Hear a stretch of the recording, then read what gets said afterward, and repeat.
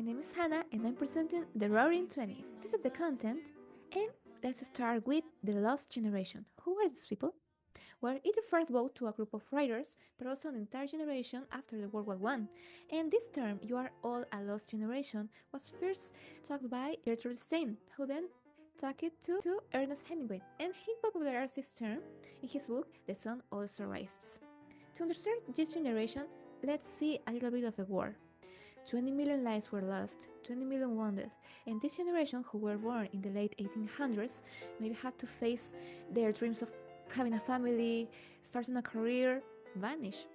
So this generation faced a lot of trauma, and the writers of that time noticed it. Writers like Ernest Hemingway with his book The Sun Also Rises and A Farewell to Arms, F. Scott Fitzgerald with The Great Gatsby, who talk about the materialism, the consumption of this generation, the decay of morals, T.S. Eliot with The Wasteland, and Wilfred Owen, who was a soldier poet who wrote about the realistic of the trench warfare. So they talk about decadence, distorted vision of American dream, also gender confusion, and several more as they start to talk about themes that weren't so talked about before World War One, like drinking, divorce, sex. They used cynicism, alienation, alienism, and they started to reject the optimism in literature. So this was everything that war caused. Now let's talk about the Jazz Age. The 1920s are also known as the Jazz Age. So it was a time of cultural transformation with jazz as its heart. Let's start to hear a little bit of how it sounded back then. For example, this Trotsky. So now the Jazz Age origins and growth of jazz. It all started with African American communities in cities like New Orleans, Chicago, and this music was a blend of blues, ragtime. It had more rhythmical sounds. So it spread like wildfire. It was new in big cities like New York, and it was a symbol of freedom and rebellion among young people, not only African American communities but also white people. And it was a cultural impact. Why? Because it created new things, created dances like Charleston, Lindy Hop, and it was part of the Harlem Renaissance because it celebrated music, the culture of African American communities. And one of these places where everything happened was the Cotton Club in New York.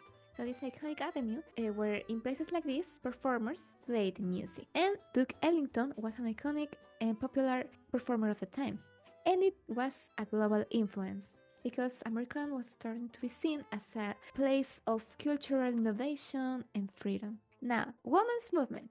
What happened to women those times? Well, with the right to vote gained through the 19th Amendment, political rights raised among women. So they started to participate in elections, lobbying, running office, but sadly, this wasn't for every woman. More in the South, colored women faced racism. We have social, economic, and education shifts. Women start to wear her hair in bobs, in short hair. They start to make new leisure activities. And why? Because technology was advancing. So things like the vacuum cleaner allow women to have more time to leisure and also to work. For example, in manufacturing, with typewriters, and many women pursue a higher education. Even some of them became lawyers or doctors, but it was just a few of them. Fashion is lifestyle, health, and reproductive rights. Well, they start to have more practical clothes, shorter skirts. It was a change. And this woman, Margaret Sanger, she fought for birth control and founded Planned Parenthood Federation of America. But in rural areas, this change was slower. Or in general, in America, you could consider this a modern woman. Now, the prohibition and organized crime. What was this? So, in general, people didn't want alcohol, they wanted the prohibition because they wanted a healthy and moral society. So organizations like Women's Christian Temperance Union and Anti-Saloon League fought for this. So the 20'S Act went on effect on January 17, 1920. But sadly, this prohibition of sale, trade, everything related to alcohol that was illegal wasn't that well received for a group of people, and the black market started, sadly. And people like him, Al Capone, American Prohibition era gangster, and Lucky Luciano, considered the father of the Italian-American mafia, were involved in organized crime and illegal sale of alcohol. But not only this, they also were involved in gambling, prostitution, extortion, and they had billions of dollars. They had massive amount of money and were able to corrupt the law. Also, gang-led violence surged with over 1,300 murders in Chicago alone during this era. The illegal bars became hubs, jazz music, dancing, social freedom. You can see a picture how it were. And as we see, public didn't want the banning of alcohol, so enforcement was nearly impossible. Corruption, lack of public support, and it led to the repeal of prohibition.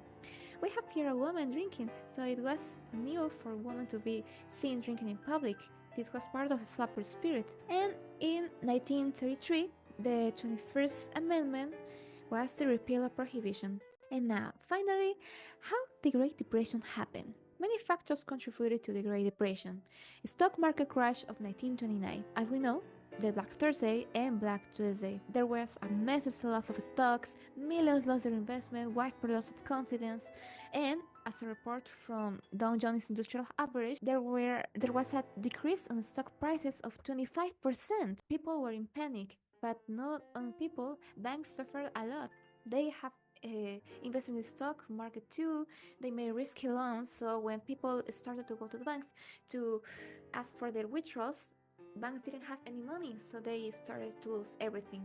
People started to lose their savings, their money, and also it was obviously a decline consumer spending.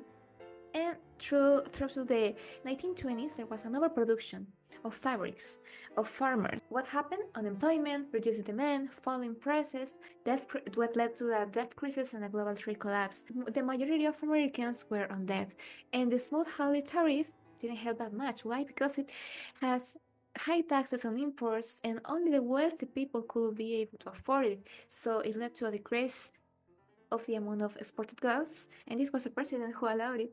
To 65% decrease in international trade happened between these years. Also, wealth inequality. Wealth just was concentrated in the elite people, just the top 1%. So the rest of the people live with household debt.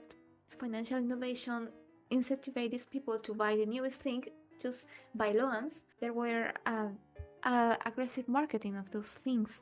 And the Federal Reserve policies didn't help that much too, because they raised interest rates, they didn't lend money to banks in collapse, and these agreements led to the deflation and economic collapse. So these were reforms that they did later, Banking Acts and FDIC, to prevent this from happening again. Also, we have environmental catastrophe with the dust bowl. What happened? Well, the overplowing of the Great Plains, the removal of the native grasses, and when the drought came, everything became dust.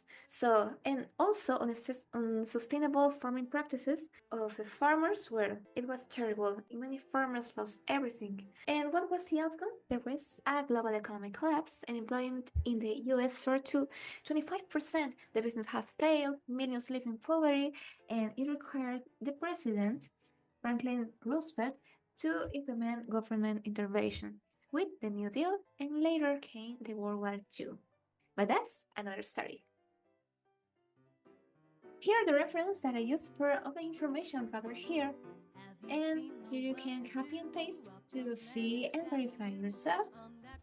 Well, this was all the information. Thank you so much for your attention.